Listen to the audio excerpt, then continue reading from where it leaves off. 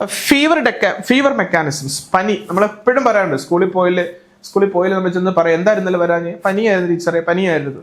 Okay, ഈ പനി അഥവാ ഫീവർ ഒരിക്കലും അതൊരു രോഗമല്ല, അതൊരു ഡിഫൻസ് മെക്കാനിസമാണ്, ഒരു പ്രതിരോധ സംവിധാനമാണ്. നിങ്ങൾക്കറിയോ നമ്മുടെ ഹ്യൂമൻ ബോഡി ടെമ്പറേച്ചർ എന്ന് പറഞ്ഞാൽ, മനുഷ്യന്റെ ടെമ്പറേച്ചർ ഊഷ്മാവ് എന്ന് പറഞ്ഞാൽ, ശരീര ഊഷ്മാവ് എന്ന് പറഞ്ഞാൽ 37 ഡിഗ്രി സെൽഷ്യസ്, 36 പോയിന്റ് സംതിങ് ഒക്കെയാണ്, അറൗണ്ട് 37 ഡിഗ്രി സെൽഷ്യസ് ആയിട്ടാണ് കൺസിഡർ ചെയ്യപ്പെടുന്നത്. അപ്പൊ ഈ ബോഡി ടെമ്പറേച്ചർ വല്ലാണ്ട് ഉയരുന്ന അവസ്ഥ മേപ്പോട്ട് വരും, 37, 38, 39, 40 ഇങ്ങനെ അങ്ങോട്ട് റൈസ് ആവുന്ന അല്ലെങ്കിൽ ഉയരുന്ന പ്രോസസ്സിനെ അല്ലെങ്കിൽ മെക്കാനിസത്തെ വിളിക്കപ്പെടുന്ന പേരാണ് ഫീവർ എന്ന് വിളിക്കപ്പെടും. അല്ലാതെ നമ്മൾ നോക്കുമ്പോൾ മൂക്കിന്ന് ഒലിക്കുന്ന തലവേദന, തൊണ്ടവേദന ഇതൊക്കെ വരുന്നു, അതൊക്കെ ചില സിംറ്റംസിലാണ്. ഇതുണ്ടായാലും ഒരിക്കലും പനിയല്ല. ബോഡി ടെമ്പറേച്ചർ റൈസ് ആകുമ്പോഴാണ് നമ്മൾ എന്ത് വിളിക്കുന്നത്, ഫീവർ മെക്കാനിസംസ് എന്ന് വിളിക്കപ്പെടുന്നത്. എങ്ങനെയാണ് അതിന്റെ ഫ്ലോ ചാർട്ട് നമുക്ക് നോക്കാം. അതെന്തുകൊണ്ടാണ് ഈ ഫീവർ അല്ലെങ്കിൽ ബോഡി ടെമ്പറേച്ചർ ഉയരുന്നത് എപ്പോഴാണ്? യെസ്, അതാണ് നോക്കേണ്ടത്. ഫസ്റ്റ് ഓഫ് ഓൾ നോക്കിയേ, പത്തോജൻസ് എൻ്റർ ദ ബോഡി. ഏതെങ്കിലുമൊക്കെ പത്തോജൻസ്, ഫ്ലൂ വൈറസോ എന്തെങ്കിലും ആയിക്കോട്ടെ, ഏതെങ്കിലും പത്തോജൻസ് എൻ്റെ ബോഡിക്കകത്തേക്ക് എൻ്റർ ചെയ്യുന്നു. ഓക്കെ, അവരങ്ങോട്ട് കയറുമ്പോൾ the presence of toxin produced by the pathogens stimulate the white blood cells. ഇവരങ്ങോട്ട് കയറുമ്പോൾ, ഈ പത്തോജൻസ് അങ്ങോട്ട് കയറുമ്പോൾ ചില കെമിക്കൽസുകളെ പ്രൊഡ്യൂസ് ചെയ്യും അല്ലെ. ആര് കയറിയാലും കെമിക്കൽസ് പ്രൊഡ്യൂസ് ചെയ്യും. ചില രാസവസ്തുക്കൾ പ്രൊഡ്യൂസ് ചെയ്യുമ്പോൾ നമ്മുടെ WBC സെൽസുകളൊക്കെ സ്റ്റിമുലേറ്റഡ് ആകും. ഓക്കെ, ആ സമയത്ത് the chemical substance produced by the white blood cells rise the body temperature. ലവന്മാരെ ഓടിക്കാൻ വേണ്ടി നമ്മുടെ വൈറ്റ് ബ്ലഡ് സെൽസുകൾ, WBC സെൽസുകൾ എന്ത് പ്രൊഡ്യൂസ് ചെയ്യാൻ തുടങ്ങും? ചില കെമിക്കൽസിനെ പ്രൊഡ്യൂസ് ചെയ്യാൻ തുടങ്ങും. ചുരുക്കി പറഞ്ഞാൽ ഒരു കലുഷിതമാവും നമ്മുടെ ബോഡി. യെസ്, അങ്ങനെ തന്നെയാണ് പറയുന്നത്. ഒരു യുദ്ധത്തിന്റെ പ്രതീതിയാ. യുദ്ധം നടക്കുന്ന പ്രദേശങ്ങളിലൊക്കെ മൊത്തം ആകപ്പാട് പൊടിപടലങ്ങളൊക്കെ അല്ലേ, അതേപോലുള്ള ഒരു വാർ പ്ലേസ് ആയി മാറുകയാണ് നമ്മുടെ ഹ്യൂമൻ ബോഡി ആ സമയത്ത്. സോ ഫസ്റ്റ് ഓഫ് ഓൾ പത്തോജൻസ് അകത്തേക്ക് കയറുന്നു. രണ്ടാം ഘട്ടം അവർ കയറിയിട്ട് വെറുതെ ഘട്ടത്തിൽ അവർ വെറുതെ ഇരിക്കത്തില്ല, അവർ കെമിക്കൽസ് പ്രൊഡ്യൂസ് ചെയ്യുന്നു അല്ലെ. അവർ കെമിക്കൽസ് പ്രൊഡ്യൂസ് ചെയ്യുമ്പോൾ നമ്മുടെ ബോഡിയിലെ ഡിഫൻസ് സെൽസുകൾ WBC വെറുതെ ഇരിക്കുമോ, അവരും കെമിക്കൽസ് പ്രൊഡ്യൂസ് ചെയ്യാൻ തുടങ്ങും. ഇതെല്ലാം കൂടെ ആകുമ്പോഴത്തേക്ക് ബോഡി ടെമ്പറേച്ചർ വല്ലാണ്ട് കൂടാൻ തുടങ്ങും. അങ്ങനെ ബോഡി ടെമ്പറേച്ചർ കൂടുമ്പോൾ എന്താ സംഭവിക്കുന്നത്? Rise in body temperature reduce the rate of multiplication of pathogens. ഈ ടെമ്പറേച്ചർ ഇങ്ങനെ കൂടിക്കൊണ്ടിരിക്കില്ലേ, ടെമ്പറേച്ചർ കൂടുമ്പോൾ വന്നു കയറിയ മൈക്രോ ഓർഗാനിസങ്ങൾക്ക് അവിടെ പിടിച്ചു നിൽക്കാൻ പറ്റത്തില്ല. കുറെ എണ്ണം പയ്യെ നഷ്ടപ്പെടാൻ തുടങ്ങും, ചാകാൻ തുടങ്ങും. ഓക്കെ, അവരുടെ മൾട്ടിപ്ലിക്കേഷൻ, പെരുകൽ പ്രക്രിയ എല്ലാം കുറയാൻ തുടങ്ങും. അങ്ങനെ കുറയാൻ തുടങ്ങുമ്പം അവിടേക്ക് രണ്ടുപേര് വരും. ആര്? Increase effect of phagocytosis. ഫാഗോസൈറ്റോസിസിൽ ഏർപ്പെടുന്നവർ ആരൊക്കെയായിരുന്നു? രണ്ടുപേര്, മോണോസൈറ്റും ന്യൂട്രോഫിൽ. അവർ വന്ന് എന്തോ ചെയ്യും? എണ്ണത്തിൽ കുറയുന്ന പത്തോജൻസിലെല്ലാം കൂടെ വിഴുങ്ങി നശിപ്പിക്കും. നമുക്ക് വേറെ രീതിയിലൊന്ന് പറഞ്ഞു നോക്കാം ഇത്. ഫസ്റ്റ് ഓഫ് ഓൾ ഒരു 100, 150 അല്ലെങ്കിൽ 200 സപ്പോസ് ഒരു ഏകദേശ കണക്ക്, കുറേ എണ്ണം, അതായത് നമ്മുടെ WBCയുടെ എണ്ണത്തെക്കാൾ കൂടുതൽ പത്തോജൻസുകളെല്ലാം കൂടെ ബോഡിക്കകത്തേക്ക് കയറിയിട്ട് അങ്ങ് പെരുകാൻ തുടങ്ങി. അപ്പൊ അവരെന്തോ ചില കെമിക്കൽസിനെ പ്രൊഡ്യൂസ് ചെയ്യാൻ തുടങ്ങും. ഇഷ്ടംപോലെ ഉണ്ട്. നമ്മുടെ ഡിഫൻസസുകളെല്ലാം കൂടെ അടിച്ച് തോൽപ്പിക്കാൻ പറ്റത്തില്ല. കാരണം അവരാണ്, ശത്രുക്കളുടെ എണ്ണമാണ് കൂടുതൽ, ഇവർ കുറവാണ്. സപ്പോസ് മൈനോറിറ്റിയാണ്, അവർ മെജോറിറ്റിയാണ്. അങ്ങനെ പത്തോജൻസുകളുടെ എണ്ണം വല്ലാണ്ട് കൂടി നിൽക്കുകയാണ്. കാരണം അവർ കെമിക്കൽസും പ്രൊഡ്യൂസ് ചെയ്യുന്നുണ്ട്. അപ്പൊ ബോഡി ടെമ്പറേച്ചർ കൂടുന്നു. നമ്മുടെ WBCകളും പത്തോജൻസിനെ ഓടിക്കാൻ വേണ്ടി കെമിക്കൽസിനെ പ്രൊഡ്യൂസ് ചെയ്യുന്നു. അങ്ങനെ അവരും നമ്മളും എല്ലാം കെമിക്കൽസ് പ്രൊഡ്യൂസ് ചെയ്യുന്നതിന്റെ ഫലമായിട്ട് ടെമ്പറേച്ചർ കൂടാൻ തുടങ്ങും. അതിന്റെ ഫലമായിട്ട് കൂടി നിൽക്കുന്ന എണ്ണത്തിൽ കൂടുതലായിരുന്നു വന്നവർ, അവരുടെ എണ്ണം ആ ടെമ്പറേച്ചറിനകത്ത് കുറയാൻ തുടങ്ങും. കുറഞ്ഞു കഴിയുമ്പോൾ നമ്മുടെ ഫാഗോസൈറ്റോസിൽ ഏർപ്പെടുന്ന രണ്ടുപേരല്ലേ ഉള്ളൂ. അവർ ചെന്നിട്ട് എന്തോ ചെയ്യും? ഓരോരുത്തരെ എണ്ണത്തിൽ കുറവല്ലേ, കൂടി നിൽക്കുമ്പോൾ അവർക്ക് ഫാഗോസൈറ്റോസിൽ ഏർപ്പെടാൻ പറ്റത്തില്ല. ഇതിപ്പോ കുറഞ്ഞു നിൽക്കും, ടെമ്പറേച്ചർ കൂടിയത് കൊണ്ട് കുറെ പേരുടെ എണ്ണമൊക്കെ കുറഞ്ഞു. ചെന്നിട്ട് എന്തോ ചെയ്യും? ഓരോരുത്തരെ വിഴുങ്ങി അങ്ങ് നശിപ്പിക്കും. ക്ലിയർ അല്ലേ? ഓക്കെ, അതും ഓക്കെ അല്ലേ? യെസ്. അപ്പൊ ഫാഗോസൈറ്റോസിസ് ഏർപ്പെടുന്നവർ ആരൊക്കെയായിരുന്നു? മറന്നുപോലെ, മോണോസൈറ്റും ന്യൂട്രോഫിലും. എന്താ ഫാഗോസൈറ്റോസിസ്?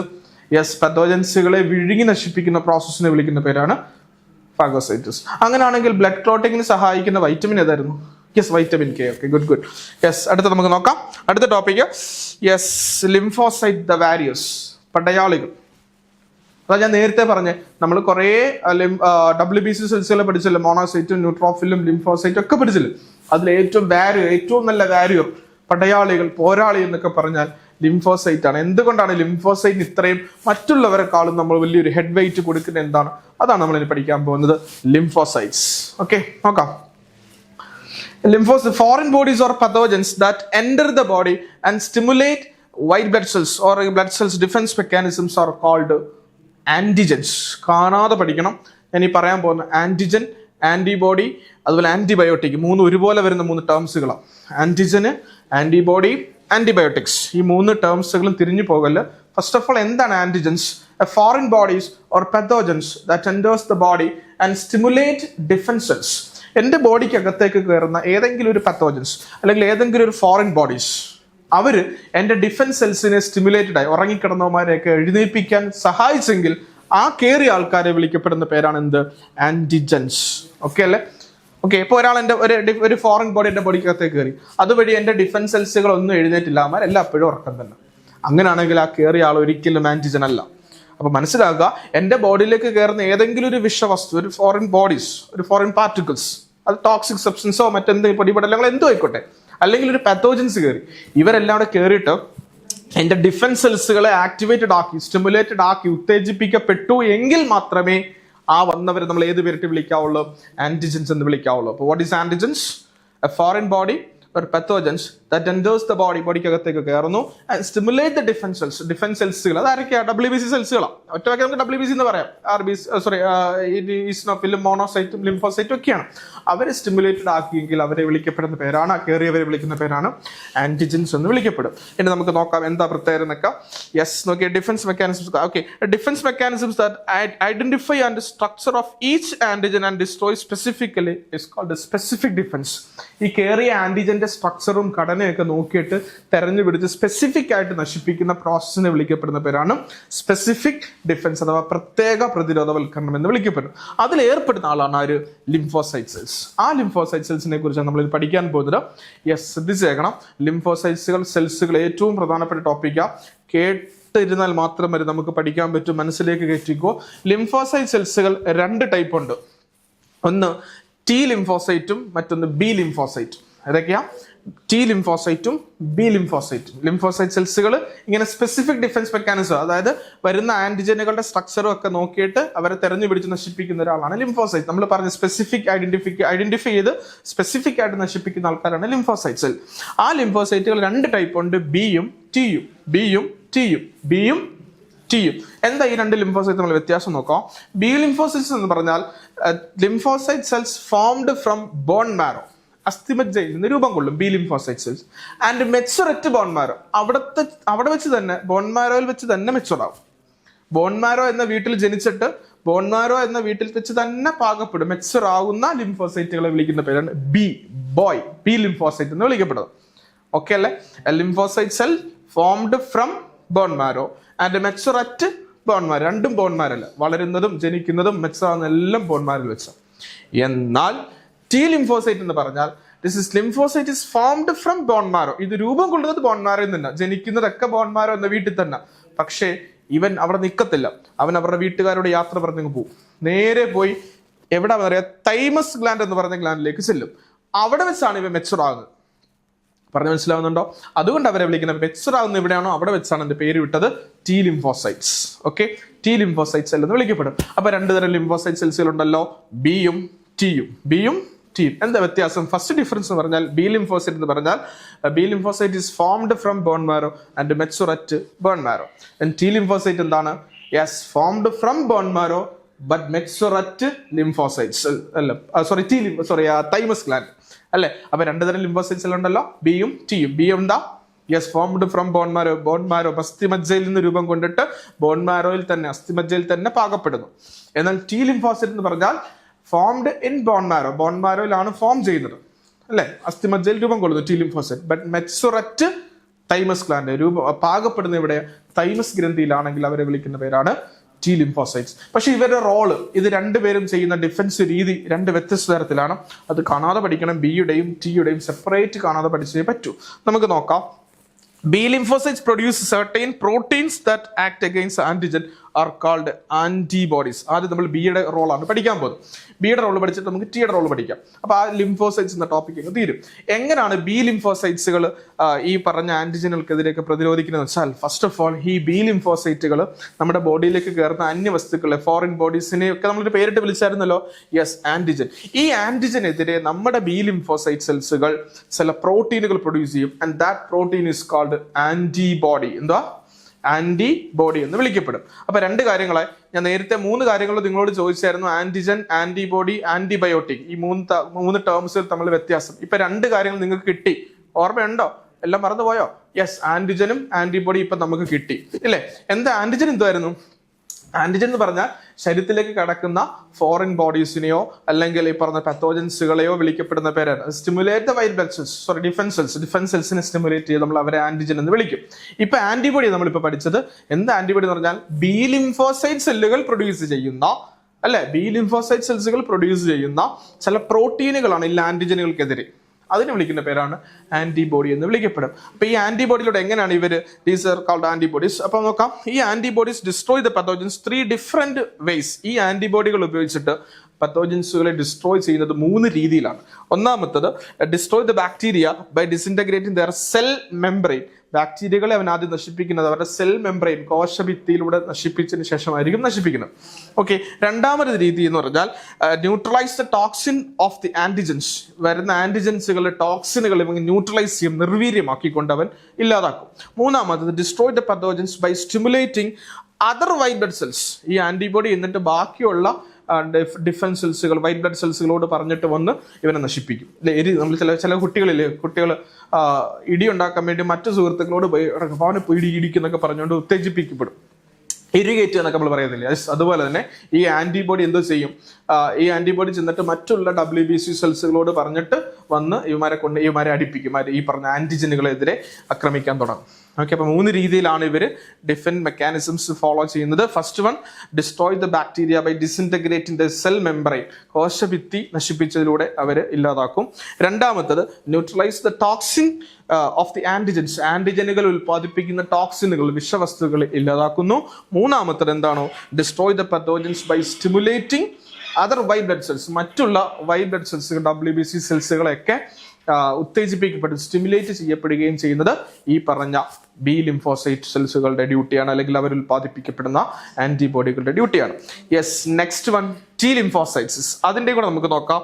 ടി ലിംഫോസൈറ്റ്സിന്റെ ഡ്യൂട്ടി എന്ന് പറഞ്ഞാൽ stimulate other defence cells of the body. നമ്മുടെ ബോഡിയിൽ വേറെ ഡിഫൻസ് സെൽസുകളൊക്കെ ഉണ്ട്, ഒത്തിരി പ്രതിരോധ കോശങ്ങളൊക്കെ ഉണ്ട്, അവരെയൊക്കെ സ്റ്റിമുലേറ്റ് ചെയ്യിപ്പിക്കുന്നത് ടി ലിംഫോസൈറ്റ് സെൽസ് ആണ്.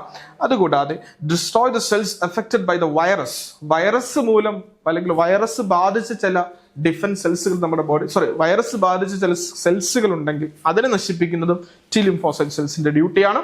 അതുകൂടാതെ ഡിസ്ട്രോയ് ക്യാൻസർ സെൽസുകളെ, ക്യാൻസർ കോശങ്ങളെ നശിപ്പിക്കുന്നതും ഈ പറഞ്ഞ ടി ലിംഫോസൈറ്റ് സെൽസിന്റെ ഡ്യൂട്ടിയാണ്. ഓക്കെ, അപ്പൊ ടി ലിംഫോസൈറ്റ്സിന് 3 ഡ്യൂട്ടി ഉണ്ട്. First one, stimulate the defence cells of other body cells, other defence cells, ശരീരത്തിലെ മറ്റുള്ള ഡിഫൻസ് സെൽസുകളെ സ്റ്റിമുലേറ്റ് ചെയ്യുന്നു. രണ്ടാമത്തത്, destroy the cells affected by the virus destroy ചെയ്ത നശിപ്പിച്ച സെൽസുകളെ നശിപ്പിക്കുന്നു. മൂന്നാമത്, ക്യാൻസർ സെൽസുകൾ നശിപ്പിക്കുന്നു. ഓക്കെ അല്ലേ?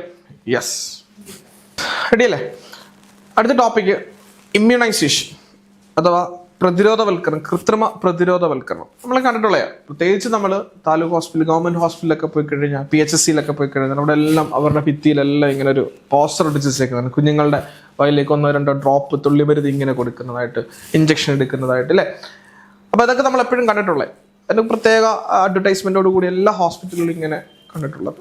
പിന്നെ അതുകൂടാതെ ഇരിക്കെ നമ്മുടെ അംഗനവാടികളിലും അതുപോലെ തന്നെ ചില പ്രദേശങ്ങളിലൂടെയൊക്കെ സ്കൂളുകളിലൂടെയൊക്കെ ഈ പൾസ് പോളിയോ ഇമ്മ്യൂണൈസേഷൻ പദ്ധതികളൊക്കെ നടത്താറുണ്ട്, അല്ലേ? അപ്പോൾ അതേക്കുറിച്ചൊക്കെ നമ്മൾ പഠിക്കാൻ പോകുന്നത്. എന്താണ് ഇമ്മ്യൂണൈസേഷൻ എന്ന് നമുക്ക് നോക്കാം. കൃത്രിമ പ്രതിരോധവൽക്കരണം എന്ന് നോക്കാം. Defence mechanisms become slow when the germs enter the body. നമ്മുടെ മൈക്രോ ഓർഗാനിസംസ് അകത്തേക്കൊക്കെ കയറിയാൽ നമ്മുടെ ഡിഫൻസ് സെൽസുകളുടെ പ്രവർത്തനമൊക്കെ പ്രവർത്തിച്ച് തുടങ്ങാൻ, ആക്റ്റീവായി തുടങ്ങാൻ കുറച്ച് ടൈം എടുക്കും. അത് മനസ്സിലാകുന്നുണ്ടോ?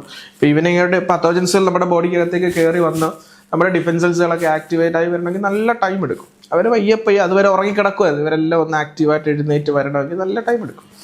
പക്ഷെ ആ ഗ്യാപ്പിൽ ഈ വന്നവരുടെ എണ്ണം കൂടുകയും ചെയ്യും. അവരങ്ങ് മൾട്ടിപ്ലൈ ചെയ്ത് നമ്മുടെ ബോഡിയെ ആകെപ്പാടങ്ങ് ചളവാക്കും. അപ്പൊ അത് ശരിക്കും പറഞ്ഞാൽ ശരീരത്തിന് നല്ലതുപോലെ ഹാംഫുൾ ആയിട്ട് അത് ബാധിക്കും, അല്ലേ? നല്ലതുപോലെ ദോഷം ചെയ്യും, കാരണം അവരുടെ എണ്ണം കൂടിക്കഴിഞ്ഞു. സോ അങ്ങനെ വരാതിരിക്കാൻ വേണ്ടി ശ്രദ്ധിക്കാതെ അതിനുവേണ്ടി അത് causes spread of multiplication of germs. അതായത് ഈ പറഞ്ഞ സ്ലോ ഡൗൺ പ്രോസസ് ആയി കഴിഞ്ഞാൽ നമ്മുടെ ഡിഫൻസ് സെൽസുകളുടെ പ്രോസസ്സുകൾ സ്ലോ ഡൗൺ ആയി കഴിഞ്ഞാൽ അവരുടെ സ്പ്രെഡിങ് കപ്പാസിറ്റി അല്ലെങ്കിൽ അവരുടെ പെരുകൽ പ്രക്രിയ ഏറ്റവും കൂടാൻ തുടങ്ങും. അപ്പോൾ അത് ഒഴിവാക്കാൻ വേണ്ടി immunization is the artificial method to make the defence cells alert against the pathogens. അതായത് അതിനുവേണ്ടിയാണ് നമ്മൾ ഇമ്മ്യൂണൈസേഷൻ, അതിന് ഓപ്പോസിറ്റ് ആയിട്ട് നടക്കാൻ പറ്റില്ല. അതായത് എപ്പോൾ മൈക്രോ ഓർഗാനിസംസ് വരുന്നോ അപ്പം തന്നെ അവരെ അടിച്ചു തുടങ്ങാൻ വേണ്ടി നമ്മുടെ ഡിഫൻസ് സെൽസുകളെ, പ്രതിരോധ കോശങ്ങളെ, WBC സെൽസുകളെ എല്ലാം ആക്ടിവേറ്റഡ് ആക്കി നിൽക്കുന്ന, അലർട്ടാക്കി നിർത്തുന്ന, അലർട്ട് എന്ന് വെച്ചാൽ ജാഗരൂപരായി നിൽക്കും. ഇങ്ങോട്ട് വരിക, അപ്പം അടി തുടങ്ങും. ആ രീതിയിലാക്കി നിർത്താൻ വേണ്ടി ഉപയോഗിക്കുന്ന സംവിധാനത്തെ വിളിക്കപ്പെടുന്ന പേരാണ് ഇമ്മ്യൂണൈസേഷൻ. അണ്ടർലൈൻ ചെയ്യുന്ന മക്കളെ, what is immunisation? It's artificial method, കൃത്രിമ മാർഗം, ആർട്ടിഫിഷ്യൽ മെത്തേഡാണ്. എന്തിനു വേണ്ടി? To make the defence cells alert against the pathogens. വരുന്ന പത്തോജൻസുകളുടെ ആക്രമണം മുന്നിൽ കണ്ടുകൊണ്ട് അവർക്കെതിരെ സജ്ജരായി നിൽക്കാൻ വേണ്ടി, ഉണർത്തി നിർത്താൻ വേണ്ടി കൊടുക്കുന്ന ആർട്ടിഫിഷ്യൽ സിസ്റ്റത്തെ, കൃത്രിമ സംവിധാനത്തെ വിളിക്കപ്പെടുന്ന പേരാണ് ഇമ്മ്യൂണൈസേഷൻ. ഇനി ഞാൻ പറയാൻ പോകുന്ന വൺ വേർഡ് സെന്റൻസ് എല്ലാവരും ഒന്ന് നോട്ട് ചെയ്യണം. The substance which used for immunization is called vaccines. കാണാതെ പഠിക്കണം. What is vaccine? എങ്ങനെ ചോദിച്ചാലും വാക്സിൻ എന്ന് പറഞ്ഞാൽ substance which used for artificial immunization. ഈ ആർട്ടിഫിഷ്യൽ ഇമ്മ്യൂണൈസേഷന് വേണ്ടി നമ്മൾ ഉപയോഗിക്കുന്ന കൃത്രിമ വസ്തുക്കളെ വിളിക്കപ്പെടുന്ന പേരാണ് വാക്സിനുകൾ എന്ന് വിളിക്കപ്പെടും. അപ്പോൾ തിരിച്ചു ചോദിക്കും, വാട്ട് ഈസ് വാക്സിൻ എന്ന് ചോദിച്ചാൽ നിങ്ങൾക്ക് എഴുതാം artificial substance which used for artificial immunisation. ഇമ്മ്യൂണൈസേഷന് വേണ്ടി ഉപയോഗിക്കുന്ന വസ്തുക്കളെ വിളിക്കുന്ന പേരാണ് വാക്സിനുകൾ. ഇനി തിരിച്ചു ചോദിച്ചാൽ substance which used for artificial immunisation ഉത്തരവാദിത്തമായിരിക്കും യെസ് വാക്സിൻസ്. നമ്മൾ ഒത്തിരി വാക്സിനുകളൊക്കെ കണ്ടിട്ടുണ്ട് നമുക്ക് ചുറ്റും, അല്ലേ? ഒത്തിരി വാക്സിനുകളുണ്ട്. അതിൽപ്പെട്ട ഇനി വാക്സിനുകളുടെ പ്രത്യേകതകളെ കുറിച്ചൊക്കെ നമ്മൾ പഠിക്കാൻ പോകുന്നത്. അപ്പോൾ അടയാളപ്പെടുത്തിയ vaccines are the substance used for artificial immunization is called vaccines. And any one of the components from alive or dead neutralized germs or neutralized toxins or cellular parts of the pathogens will be the components of vaccines. കാണാതെ പഠിക്കണം. വാക്സിനുകളുടെ components എല്ലാ പരീക്ഷയ്ക്കും, പ്രത്യേകിച്ച് SSLC പരീക്ഷയ്ക്കും second time നമ്മുടെ വരാൻ പോകുന്ന എക്സാമിനൊക്കെ കാണുന്ന ഒരു ക്വസ്റ്റ്യൻ ആണ്. What are the components of vaccine? ഈ വാക്സിൻ ഉണ്ടാക്കാൻ ഉപയോഗിക്കുന്ന കമ്പോണൻസുകൾ ഏതൊക്കെയാണ്? അപ്പോൾ ഉദാഹരണം, നമ്മൾ കൊറോണ വാക്സിനുകൾ നമ്മൾ കുറേ എടുത്തായിരുന്നു, അല്ലെ? പലരും എടുത്തവരുണ്ട്. കോവിഷീൽഡ് എടുത്തവരുണ്ട്, കോവാക്സിൻ എടുത്തവരുണ്ട്, വിദേശത്തു നിന്ന് വരുന്ന സ്പുട്നിക്കും ഫൈസറും ഒക്കെ എടുത്തിട്ടുണ്ട്. അപ്പോൾ ഈ വാക്സിൻ, എല്ലാ വാക്സിനും, ഏത് വാക്സിനും ആയിക്കോട്ടെ, വാക്സിനുകൾ നിർമ്മിക്കാൻ ഉപയോഗിക്കുന്ന അതിലെ കമ്പോണൻസ്, ഇത് മാത്രമല്ല, ഞാൻ ഈ പറയാൻ പോകുന്ന കമ്പോണൻസ് മാത്രമല്ല, വേറെ കോമ്പൗണ്ടുകളൊക്കെ ഉണ്ട്. അപ്പോൾ മെയിനായിട്ട് വാക്സിനുകളുടെ കമ്പോണൻസുകൾ എന്തൊക്കെയാണെന്ന് വെച്ചാൽ അടയാളപ്പെടുത്തി കാണാതെ പഠിക്കണം.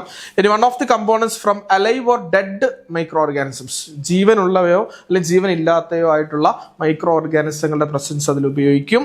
ഓർ ശ്രദ്ധിക്കണേ, components from alive or dead of neutralized germs, അതായത് നിർവീര്യമാക്കപ്പെട്ട ജംസുകൾ, അണുക്കൾ, രോഗാണുക്കൾ, അവരെ നമുക്ക് ഉപയോഗപ്പെടുത്താം കമ്പോണൻസ് ആയിട്ട്. അതായത് ജീവനുള്ളതോ ജീവനില്ലാത്തതോ ന്യൂട്രലൈസ്ഡ് ജംസുകൾ, അതിന്റെ പ്രവർത്തനങ്ങളൊക്കെ നിലച്ച അല്ലെങ്കിൽ നിർത്തിവെച്ച ജംസുകളെ നമുക്ക് കമ്പോണന്റ് ആയിട്ട് ഉപയോഗിക്കാം. Or cellular parts of the pathogens, അല്ലെങ്കിൽ ഈ പത്തോജൻസുകളുടെ ഏതെങ്കിലും സെല്ലുലാർ പാർട്ട്, അതിന്റെ കോശത്തിന്റെ ഏതെങ്കിലും ഭാഗങ്ങൾ മാത്രം വേണേലും നമുക്ക് കമ്പോണന്റ് ആയിട്ട് ഉപയോഗിക്കാം. അപ്പൊ എന്തൊക്കെയാ? ഇങ്ങനെ ഓരോന്നോരോന്ന് പഠിക്കുക. First alive micro organism, alive germs, ജീവനുള്ളവരെ നമുക്ക് ഉപയോഗിക്കാം. ഓർ ഡെഡ്, ജീവൻ ഇല്ലാത്തവരെ നമുക്ക് ഉപയോഗിക്കാം. പത്തോജൻസുകളെ ഉപയോഗിച്ച് നമുക്ക് വാക്സിനുകൾ ഉണ്ടാക്കാം. ഓർ ന്യൂട്രലൈസ്ഡ് ജേംസ്, നിർവീര്യമാക്കപ്പെട്ട അവരുടെ ടോക്സിനുകൾ നിർവീര്യമാക്കിക്കൊണ്ട് അവരുടെ ആക്ടിവിറ്റീസ് ഒക്കെ ഇല്ലാതാക്കിക്കൊണ്ടുള്ള ജേംസുകളെ നമുക്ക് ഉപയോഗപ്പെടുത്താം കമ്പോണന്റ് ആയിട്ട് vaccine.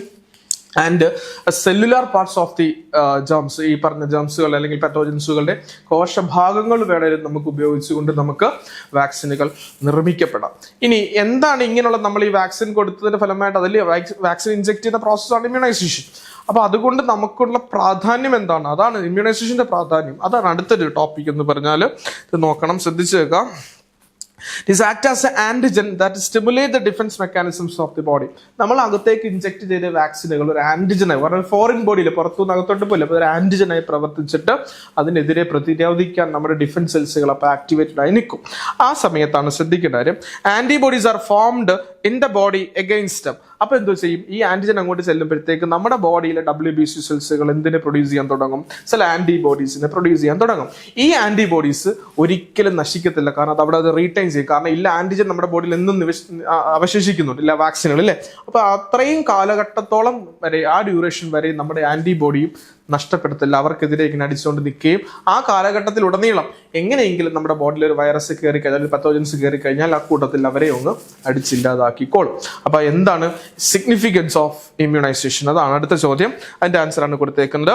It's act as antigen that stimulate the defense mechanisms of the body, and antibody are formed in the body against them. These antibody are retained in the body, which in future protect the body from the attack of this given pathogens. ഭാവിയിൽ എപ്പോഴെങ്കിലും ഈ പത്തോജൻസ് അകത്തേക്ക് കയറിയാൽ അതിനെ ആക്രമിക്കാൻ രീതിയിലുള്ള സജ്ജീകരിച്ച് നിർത്തുക എന്നതാണ് ഇതിന്റെ പ്രാധാന്യം. അപ്പോൾ ക്വസ്റ്റ്യൻ ശ്രദ്ധിക്കുക. ഫസ്റ്റ് ചോദ്യം, എന്താണ് immunisation? What is immunisation? Immunisation എന്ന് പറഞ്ഞാൽ it is artificial method to make alert the system of pathogens. പത്തോജൻസിന്റെ അറ്റാക്കിനെ പ്രതിരോധം മുന്നിൽ കണ്ടുകൊണ്ട് നമ്മുടെ ഡിഫൻസ് സെൽസുകളെ അലർട്ടാക്കി നിർത്തുന്ന സംവിധാനത്തെ വിളിക്കുന്ന പേരാണ് ഇമ്മ്യൂണൈസേഷൻ. രണ്ടാമത്തെ ചോദ്യം, the substance which used for immunisation. Immunisation ഉപയോഗിക്കുന്ന സബ്സ്റ്റൻസുകളെ അറിയപ്പെടുന്ന പേരെന്താണ്? വാക്സിൻസ് ആണ്. മൂന്നാമത്തത്, എന്താണ് വാക്സിനുകളുടെ components? What are the components of vaccines? എന്തൊക്കെയായിരുന്നു? Dead or alive or neutralised germs, അല്ലെങ്കിൽ cellular parts of the germs. ഇതാണ് കമ്പോണൻസ് ഓഫ് വാക്സിൻസ്. ലാസ്റ്റ് ചോദ്യം, what is the significance of അല്ലെങ്കിൽ ഇമ്പോർട്ടൻസ് ഓഫ് ദിസ് ഇമ്മ്യൂണൈസേഷൻ? ഇങ്ങനെ immunisation കൊടുക്കുന്നത് കൊണ്ടുള്ള പ്രാധാന്യം എന്താണെന്ന് ചോദിച്ചാൽ അത് നമുക്കറിയാം. ഇമ്മ്യൂണൈസേഷൻ ചെയ്തതിന്റെ ഫലമായിട്ട് നമ്മൾ കൊടുത്ത വാക്സിനുകൾ ഒരു ആന്റിജനായി പ്രവർത്തിക്കുകയും അതിനെതിരെ ആന്റിബോഡികൾ പ്രൊഡ്യൂസ് ചെയ്യപ്പെടുകയും ചെയ്യുന്നു. And that antibody did not destroy, ഒരിക്കലും നശിക്കുന്നില്ല. It's retained in human body, അത് ബോഡിയിൽ അവശേഷിക്കുകയും ചെയ്യുന്നു. And future it protect from the pathogens. ഭാവിയിൽ പത്തോജൻസിൽ നിന്ന് അതിനെ പ്രൊട്ടക്ട് ചെയ്യപ്പെടുകയും ഈ ആന്റിബോഡി പ്രൊട്ടക്ട് ചെയ്യപ്പെടുകയും ചെയ്യുന്നു. ഓക്കെ അല്ലേ? സെറ്റൽ ഇമ്മ്യൂണൈസേഷൻ. ദെൻ അടുത്തത് നമുക്ക് നോക്കാം. വിവിധ ടൈപ്പ് ഓഫ് വാക്സിനുകളുടെ പേര് അവിടെ കൊടുത്തേപ്പുണ്ട് നിങ്ങൾക്ക് ഫില്ല് ചെയ്യാൻ വേണ്ടി. ഫസ്റ്റ് BCG വാക്സിൻ നമ്മൾ പഠിച്ചതാണ്, ട്യൂബർകുലോസിസ് എന്ന രോഗത്തിനെ പ്രിവെന്റ് ചെയ്യാൻ വേണ്ടിയുള്ളത് അല്ലേ. Then OPV, oral polio vaccine. അതാണ് OPV, oral polio vaccine. Okay, polio vaccine നമ്മൾ പറയത്തില്ല പെൺകുഞ്ഞുങ്ങൾക്ക് കൊടുക്കുന്നത്. അപ്പൊ ആ പേനകത്തിന്റെ ഇപ്പോൾ രോഗം ഏതാ? പോളിയോ എന്ന രോഗത്തിനെ പ്രിവെന്റ് ചെയ്യാൻ വേണ്ടിയുള്ളതാണ്. ദെൻ നെക്സ്റ്റ് വൺ പെന്റാവാലന്റ്, 5 എണ്ണമാണ് അല്ലെ. പെന്റാവാലന്റ് വാക്സിൻസ് കാണാതെ പഠിക്കണം. ഡിഫ്തീരിയ ഉണ്ട്, വൂപ്പിംഗ് കഫ് ഉണ്ട്, അതുപോലെ ട്യൂബർകുലോസിസ് ഉണ്ട്, ടെറ്റനസ് ഉണ്ട്, ഓക്കെ, പിന്നെ ഹെപ്പറ്റൈറ്റിസ് B ഉണ്ട്. ഇങ്ങനെ 4-5 രോഗങ്ങൾക്കെതിരെ പ്രതിരോധിക്കാൻ വേണ്ടിയുള്ളതാണ്. Then MMR, mumps, measles, rubella. MMRന്റെ ഫുൾ ഫോം, അത് രോഗവും അതിന്റെ ഫുൾ ഫോമും എല്ലാം തന്നെയാണ്. MMR, മംസ്, മീസിൽസ്, റുബെല്ല എന്നിങ്ങനെ 3 രോഗങ്ങളെ പ്രിവെന്റ് ചെയ്യാൻ വേണ്ടിയുള്ളതാണ്.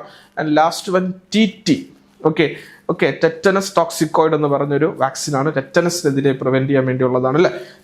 ടെറ്റനസ് ടോക്സിക്കോയിഡ് എന്ന് പറഞ്ഞ ഒരു വാക്സിനാണ് TT.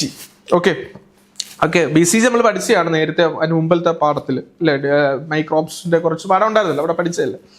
ഇനി മറ്റൊരു പ്രധാനപ്പെട്ട ടോപ്പിക്കിലാണ് നോക്കിയേ, നമ്മുടെ ഈ മോഡേൺ മെഡിസിൻ നമ്മുടെ ഇന്ത്യയിൽ ഉൾപ്പെടെ വിവിധ രീതിയിലുള്ള ചികിത്സാ രീതികളൊക്കെ ഡെവലപ്പ് ചെയ്യുന്നുണ്ട് അല്ലെ.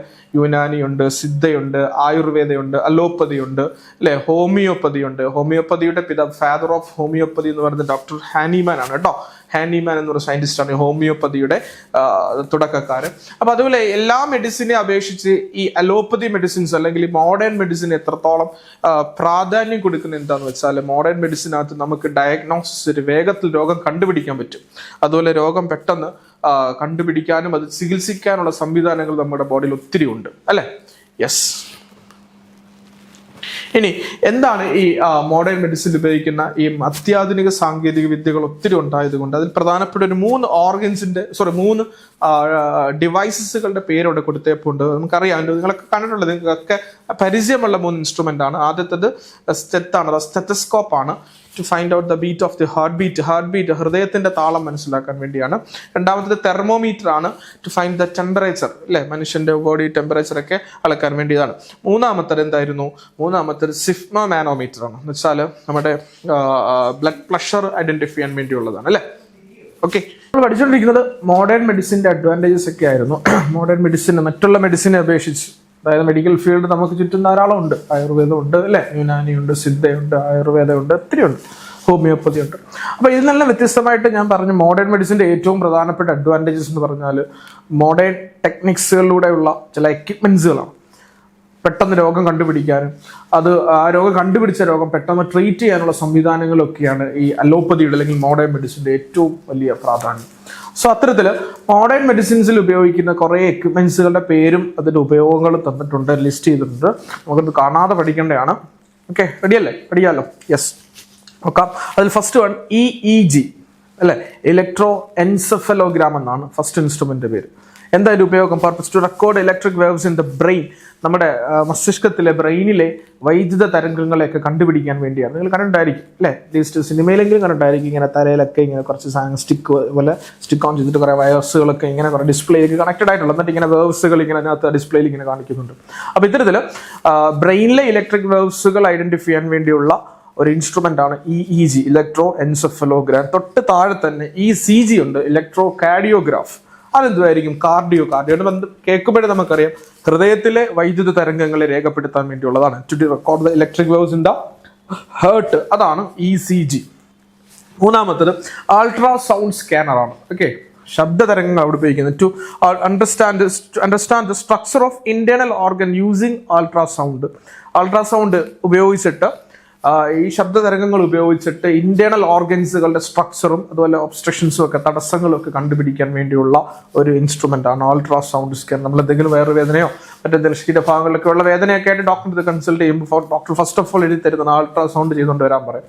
അപ്പൊ അങ്ങനെ ആ അൾട്രാസൗണ്ടിലൂടെ നമുക്ക് ബോഡിയിൽ എന്ത് തടസ്സമാണ്, ട്യൂമർ ആണോ എന്താണോ അതൊക്കെ കണ്ടുപിടിക്കാൻ വേണ്ടി, നമുക്ക് എന്ത് തടസ്സമാണ് ഉള്ളിലുള്ളത്, അല്ലെങ്കിൽ ഇന്റേണൽ ഓർഗൻസിന്റെ സ്ട്രക്ചർ എന്താണെന്ന്, ആ ഭാഗത്തൊക്കെ എന്തൊക്കെ പ്രോബ്ലംസ് ഒക്കെ ഉണ്ടെന്ന് കണ്ടുപിടിക്കാൻ വേണ്ടിയുള്ള ഒരു ഇൻസ്ട്രുമെന്റ് ആണ് ഇത് അൾട്രാസൗണ്ട് സ്കാനർ.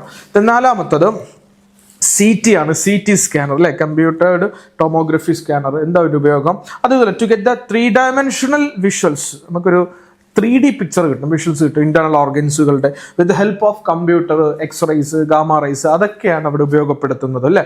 കമ്പ്യൂട്ടറുകളുടെയും എക്സ്റേസിന്റെയും അതുപോലെ റേസുകളൊക്കെ ഉപയോഗപ്പെടുത്തിക്കൊണ്ട് ഇന്റേണൽ ഓർഗൻസിന്റെ ഒക്കെ ഒരു 3D, അതായത് ഒരു ജോമെട്രിക്കൽ ആയിട്ടുള്ള ഒരു ഫിഗർ, 3D ആയിട്ടുള്ള ഒരു പിക്ചർ കിട്ടാൻ വേണ്ടി ഉപയോഗിക്കുന്ന ഒരു ഇൻസ്ട്രുമെന്റ് ആണ് ഇത് CT സ്കാനർ. മൂന്നാമത്തത്, ലാസ്റ്റ് വൺ MRI സ്കാനർ ആണ്. MRI, മാഗ്നറ്റിക് റെസൊണൻസ് ഇൻഡെക്സ് എന്ന് പറഞ്ഞ ഇമേജിംഗ് സ്കാനർ എന്ന് പറഞ്ഞ MRIയുടെ ഉപയോഗവും ഇത് തന്നെയാണ്.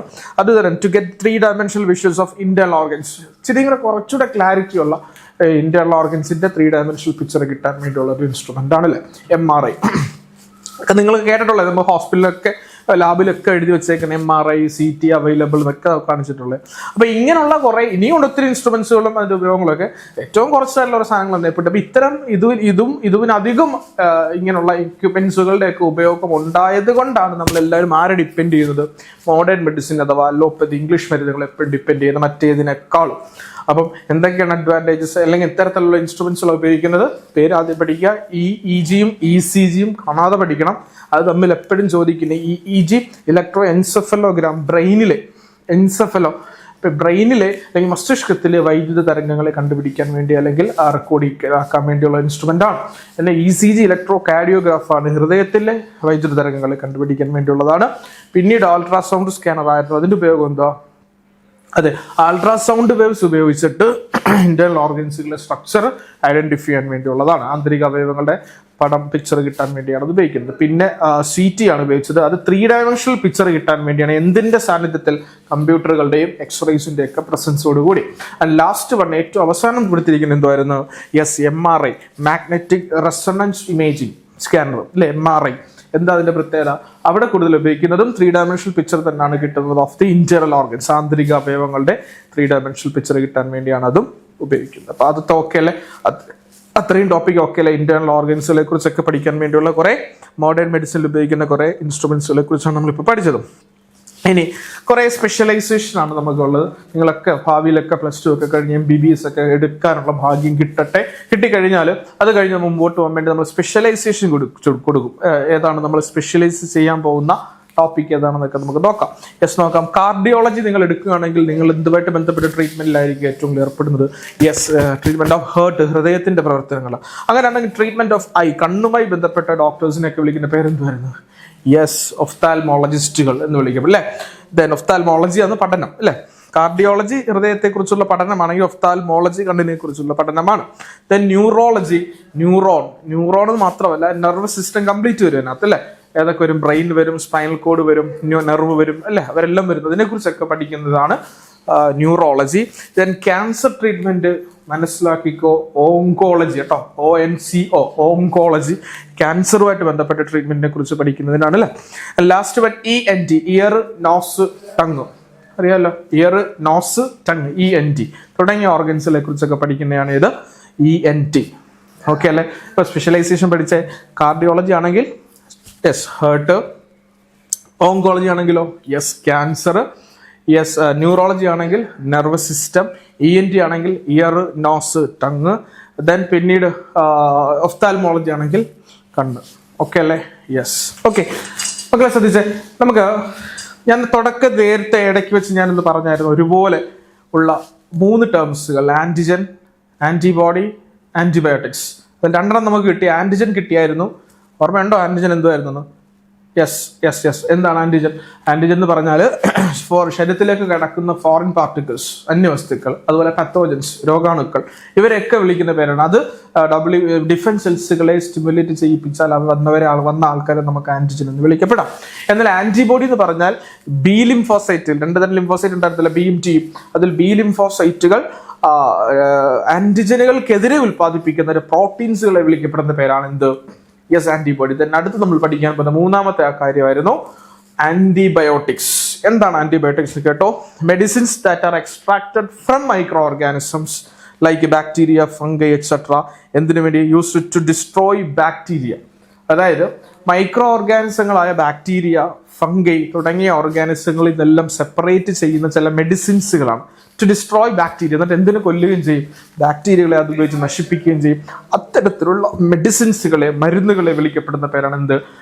ആന്റിബയോട്ടിക്സുകൾ എന്ന് വിളിക്കപ്പെടും. ഒന്നുകൂടെ പറയുന്നു, ആന്റിബയോട്ടിക്സ് എന്ന് പറഞ്ഞാൽ ബാക്ടീരിയ, ഫംഗൈ തുടങ്ങിയ മൈക്രോ ഓർഗാനിസങ്ങളിൽ നിന്നും എക്സ്ട്രാക്ട് ചെയ്യപ്പെടുന്ന, വേർതിരിക്കപ്പെടുന്ന ചില മെഡിസിൻസ് ആണ്. That is used to destroy this bacteria. എന്നിട്ട് അത് ഉപയോഗിച്ച് ബാക്ടീരിയകളെ നമുക്ക് നശിപ്പിക്കപ്പെടാനും പറ്റും. പറഞ്ഞു വന്നത് അപ്പൊ ഇത്രയേ ഉള്ളൂ. These are the medicines extracted from bacteria, fungi, etc. to use it to destroy bacteria. Okay. Micro ഓർഗാനിസങ്ങളിൽ ഇത് എടുക്കുകയും ചെയ്യും, എന്നിട്ട് അവരെ തന്നെ നശിപ്പിക്കുകയും ചെയ്യും. അത്തരത്തിലുള്ള മരുന്നുകളെ വിളിക്കപ്പെടുന്ന പേരാണ് ആന്റിബയോട്ടിക്സുകൾ എന്ന് വിളിക്കപ്പെടും. എന്തിനും ഏതിനും പ്രത്യേകിച്ച് നമ്മൾ ഏറ്റവും കൂടുതൽ ഡിപ്പെൻഡ് ചെയ്യുന്ന സാധനമാണ് ആന്റിബയോട്ടിക്സ്. ചുമ്മാ അങ്ങ് ആന്റിബയോട്ടിക്സ് കഴിക്കും, ഒരിക്കലും അത് നല്ലതല്ല. നമുക്ക് ഇടങ്ങേറുതാണ്. അധികമായാൽ അമൃതം വിഷം തന്നെ നല്ലേ.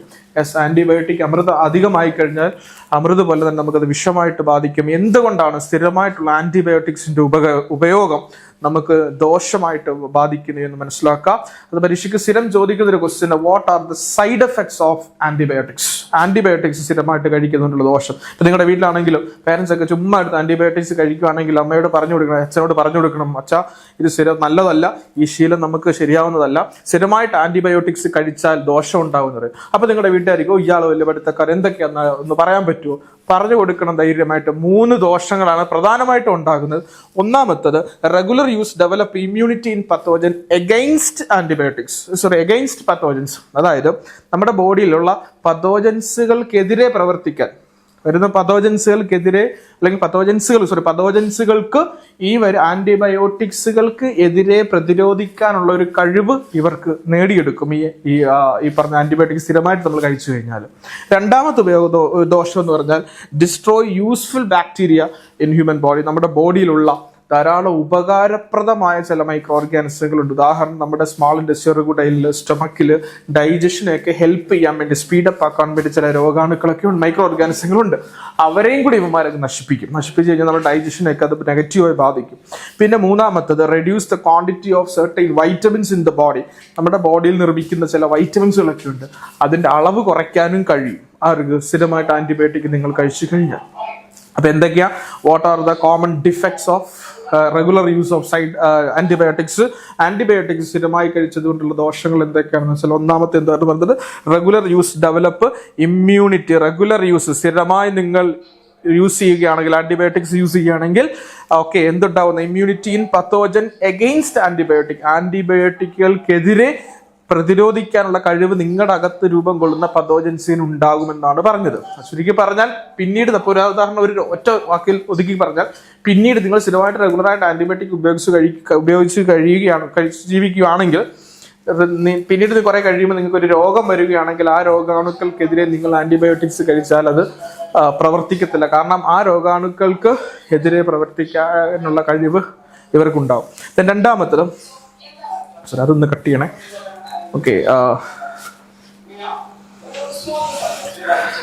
ആന്റിബയോട്ടിക്സിന്റെ സ്ഥിരമായിട്ടുള്ള ഉപയോഗം എന്താണെന്ന് ചോദിച്ചാൽ, ആന്റിബയോട്ടിക്സിൽ സ്ഥിരമായിട്ട് കഴിച്ചു കഴിഞ്ഞാലുള്ള ദോഷങ്ങളിൽ ഒന്നാമത്തതാണ് regular use develop immunity in pathogen. സ്ഥിരമായിട്ട് ഉപയോഗിച്ച് കഴിഞ്ഞാൽ ഇമ്മ്യൂണിറ്റി ഇൻ പത്തോജൻസിൽ ഒരു ഇമ്മ്യൂണിറ്റി ഉണ്ടാവും എഗെയിൻസ്റ്റ് ആന്റിബയോട്ടിക്സിനെതിരെ. അതായത് നിങ്ങൾ സ്ഥിരമായിട്ട് ഇപ്പൊ ആന്റിബയോട്ടിക്സ് കഴിക്കുക, കുഴപ്പമില്ല.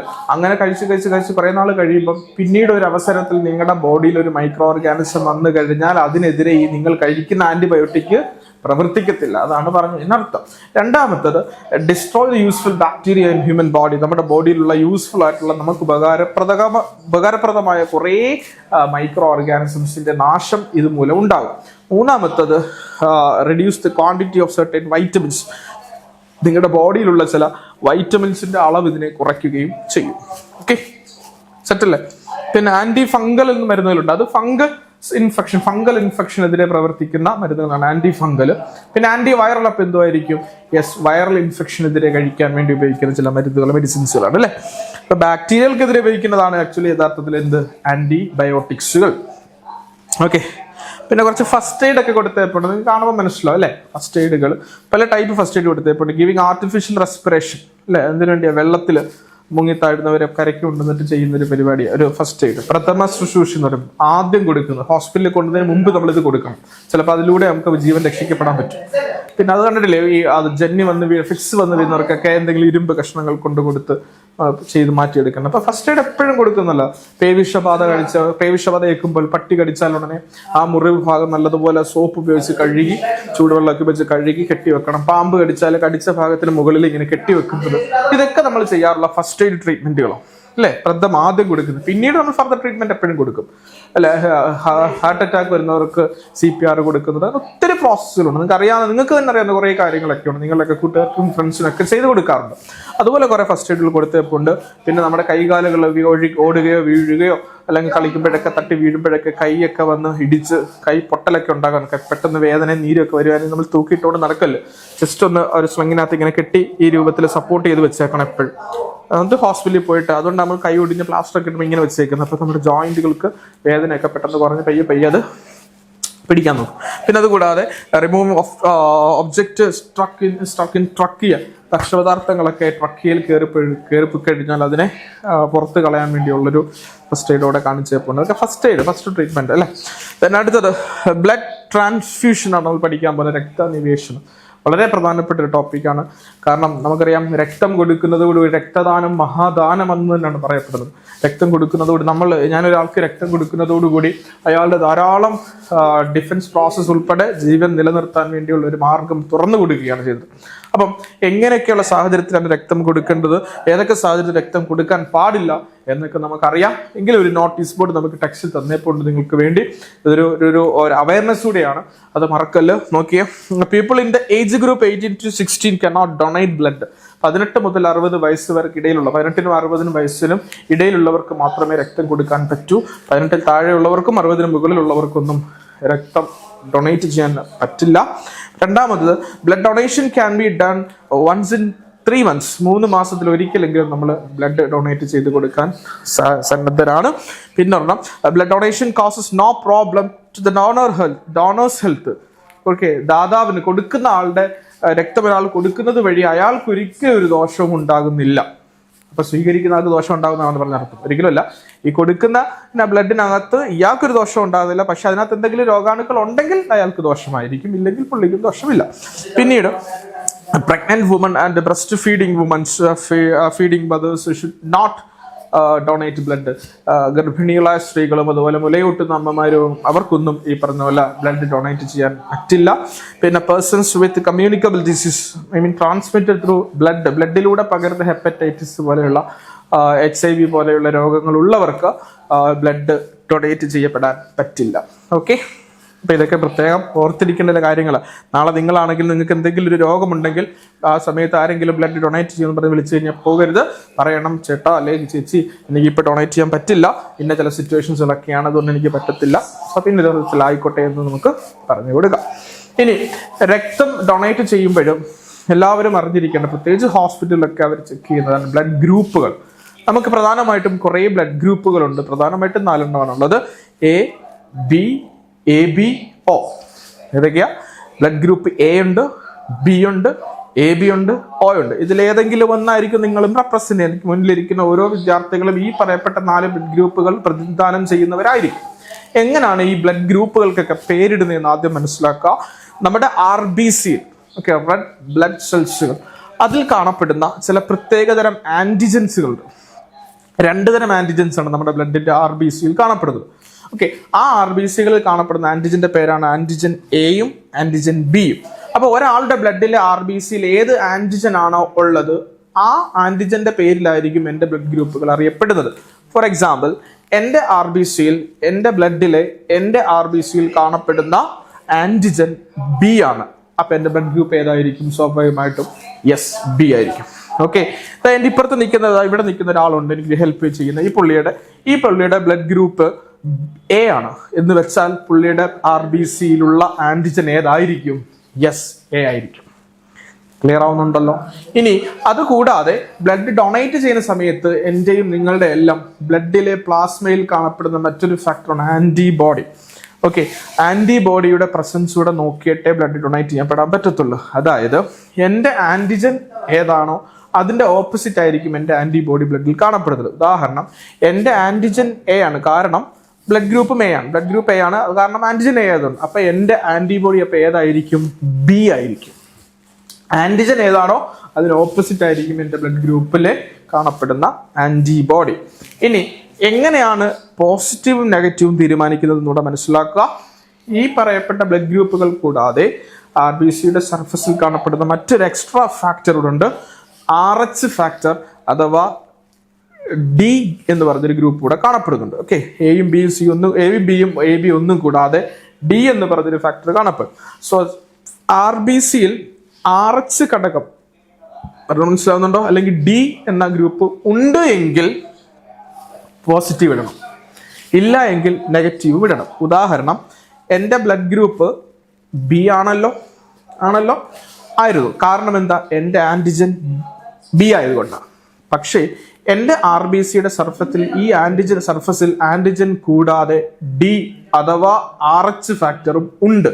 സോ അതുകൊണ്ട് എൻ്റെ ബ്ലഡ് ഗ്രൂപ്പിൻ്റെ അകത്ത് ബിയുടെ കൂടെ എന്തുകൂടി ഇട്ടേക്കണം? RH ഉണ്ടായത് കൊണ്ട് പോസിറ്റീവ്, B+ ആണ് എൻ്റെ ബ്ലഡ് ഗ്രൂപ്പ്.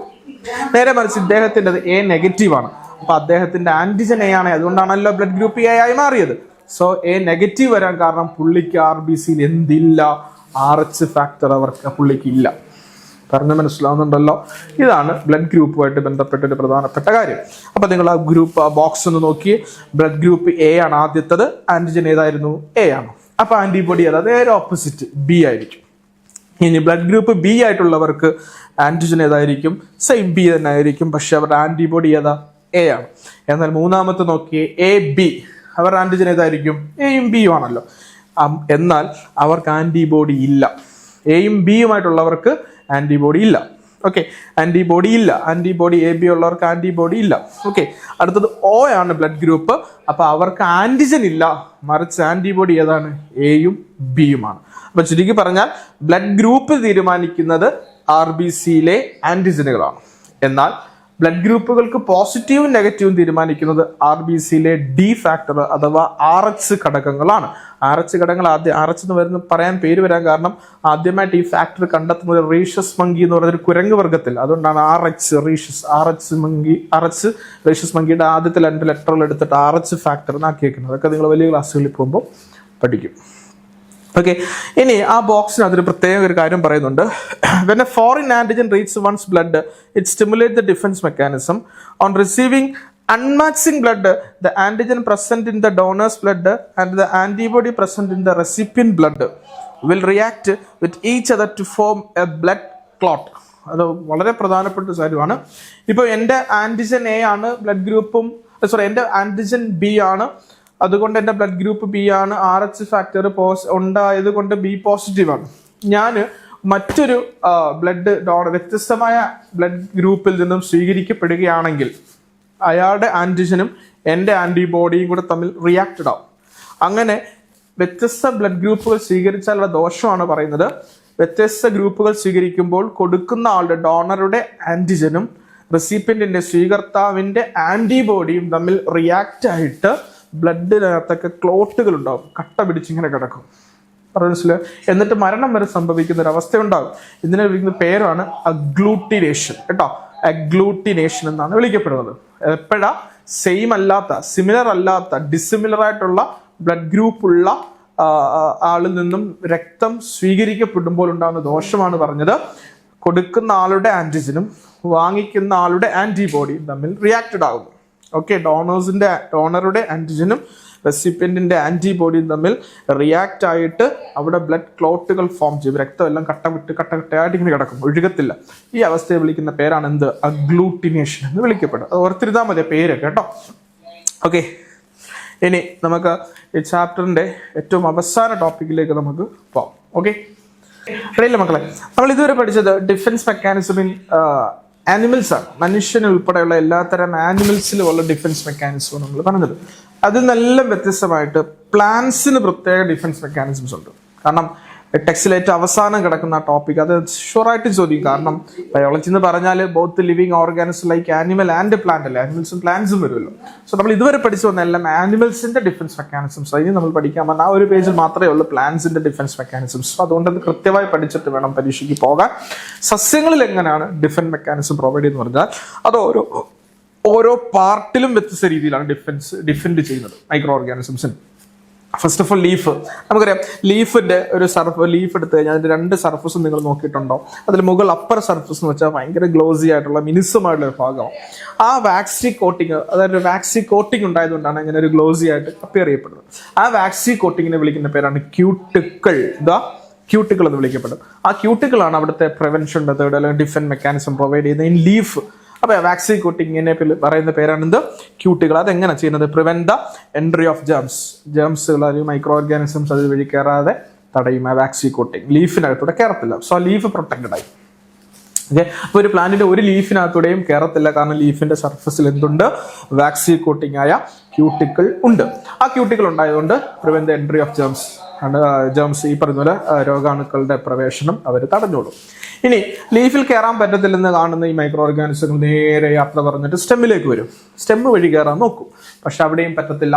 സ്റ്റെമ്മിൽ വളരെ എത്ര വലിയ സ്റ്റെമ്മാണെങ്കിലും അതിനെ മൊത്തത്തിൽ entirely covered by a bark, BARK, തൊലി, മരത്തൊലി കൊണ്ട് കവർ ചെയ്തിട്ടുണ്ട്. സോ അതിലേക്കൂടെയും എൻട്രി നടക്കത്തില്ല.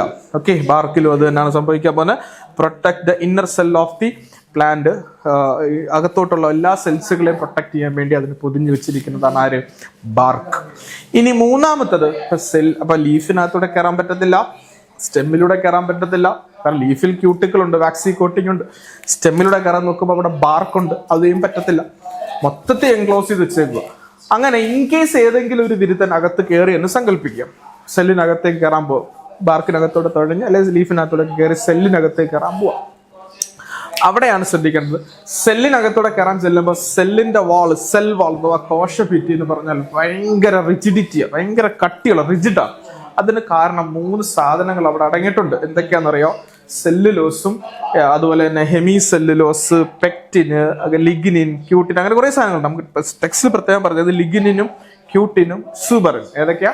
ലിഗ്നിൻ, ക്യൂട്ടിൻ, സൂബറിൻ എന്നിങ്ങനെ 3 സാധനങ്ങൾ സെൽവാളിൽ ഉണ്ടായത് കൊണ്ട് ഓക്കെ, സെല്ലിന്റെ ഭിത്തി, കോശഭിത്തിയിൽ ലിഗ്നിനും ക്യൂട്ടിനും സൂബറിനും, ഒന്നുകൂടെ പറയുന്നു, ലിഗ്നിനും ക്യൂട്ടിനും സൂബറിനും ഉണ്ടായത് കൊണ്ട് ആ സെൽവാള് നല്ല കട്ടി ഉണ്ടായിരിക്കും. സെൽവാള് നല്ലപോലെ കട്ടി ഉണ്ടായത് കൊണ്ട് ആ സെൽവാളിലൂടെയും ഇവനകത്തേക്ക് കയറാൻ പറ്റത്തില്ല. സോ അവിടെയും പ്രൊട്ടക്റ്റഡായി, സെല്ല് പ്രൊട്ടക്റ്റഡായി, പ്ലാന്റ്സിനുള്ളിലിട്ട് കയറിയിട്ട്. ഇനി ഇൻ കേസ് അവിടെയും എന്തെങ്കിലും ഒരു വിരുദ്ധനായ അവനെ ഈ സാധിച്ച് റിജിഡിറ്റി ഒന്നും അവന് പ്രശ്നമില്ല, അവനകത്തേക്ക് സെല്ലിനകത്തേക്ക് ക്രോസ് ചെയ്യാൻ, സെൽവാൾ അങ്ങോട്ട് ക്രോസ് ചെയ്യാനായിട്ട് വന്നപ്പോൾ, ആ സെൽവാളിൽ നിന്നും ഒരു പോളിസാക്രൈഡ് പ്രൊഡ്യൂസ് ചെയ്യും. It's called callose. സെൽവാളിൽ പ്രൊഡ്യൂസ് ചെയ്യുന്ന ഒരു പോളിസാക്രൈഡ് കോമ്പൗണ്ട് ആണ് കാലോസ്. ഈ കാലോസ് എന്ന് പറഞ്ഞാൽ അതൊരു മെഴുകുപോലെ സാധനം. അതിനകത്ത് ഇവനങ്ങ് ട്രാപ്ഡ് ആയിക്കോളും. ആര്? ഈ പത്തോജൻസ് അല്ലെങ്കിൽ മൈക്രോ ഓർഗാനിസംസ്. അവിടെയും പ്ലാന്റ് പ്രൊട്ടക്റ്റഡ് ആയി. പറഞ്ഞ് മനസ്സിലാവുന്നുണ്ടോ? അപ്പൊ എന്തൊക്കെയാ മാർഗങ്ങൾ, പ്രൊട്ടക്ഷൻ മെത്തേഡുകൾ ഏതൊക്കെയാ? ഫസ്റ്റ് ഓഫ് ഓൾ ലീഫിലായിരുന്നു അല്ലെ. ലീഫിൽ എങ്ങനെ പ്രൊട്ടക്ട് ചെയ്തിരിക്കുന്നത്? Waxy coating is called cuticle. Waxy coating ആയ ക്യൂട്ടിക്കിൾ പ്രൊട്ടക്ട് ചെയ്തിരിക്കും. ആരെ? Prevent entry of germs. രണ്ടാമത് ബാർക്കാണുള്ളത്. ബാർക്ക് എങ്ങനെ പ്രൊട്ടക്റ്റഡ് ആയിരിക്കുന്നത്? Protect the inner cell of the plant. പ്ലാന്റ്സിന്റെ എല്ലാ സെല്ലുകളെയും പ്രൊട്ടക്ട് ചെയ്യും. Okay, direct entry of the pathogens, പത്തോജൻസിന്റെ നേരിട്ടുള്ള ആഗമനത്തെ തൊട്ട് തടയും ബാർക്ക്. ഇനി സെല്ലിലേക്ക് കയറുമ്പോൾ സെൽവാളാണ് ആദ്യം പ്രൊട്ടക്ഷൻ കൊടുക്കുന്നത്.